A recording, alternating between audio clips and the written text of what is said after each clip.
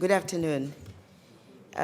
Distinguished participants, I very much welcome, on behalf of the panelists, I would very much like to welcome you to this session.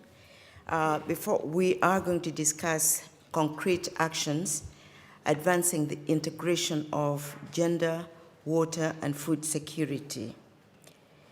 I must apologize ahead right now that I'm developing some bad cold, so I'll be sneezing in between. You'll forgive me. I'd hoped the Swedes would have planned better weather.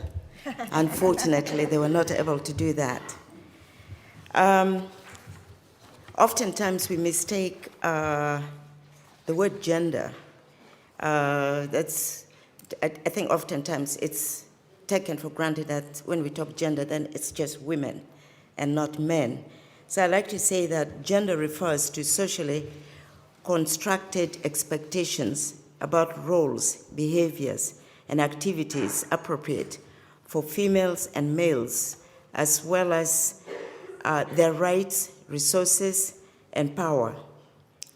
Gender thus shapes one's life's chances and one's role, and often translate into inequalities in human capital, economic opportunities, citizenship, and political participation.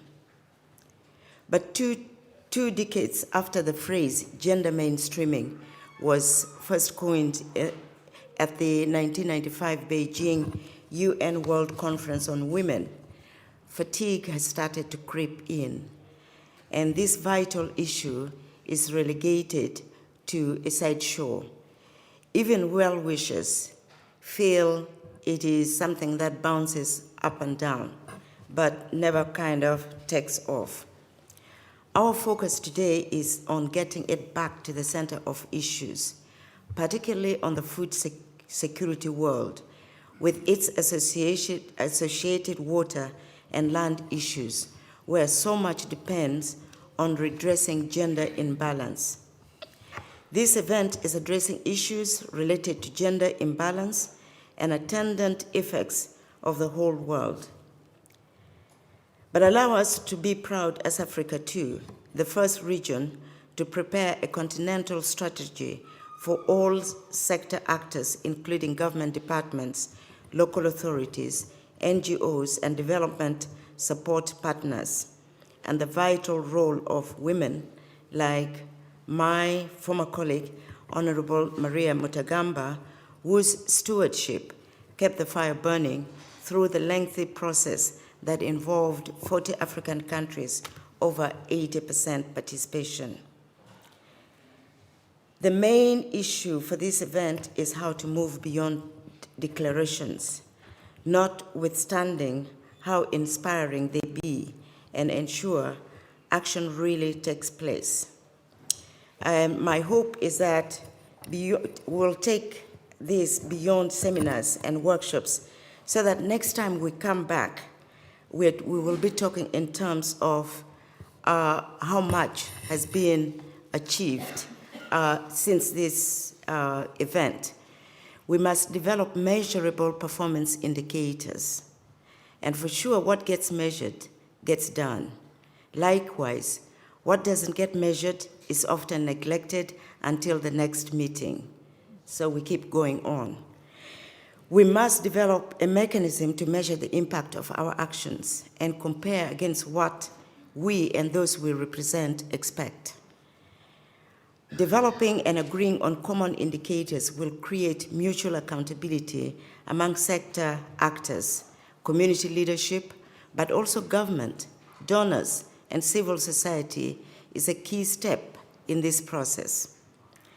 This session involves participants from the whole world, and the speakers are from some of the international institutions, Global Water Partnership, International Water Management Institute, FAO, and bilaterals.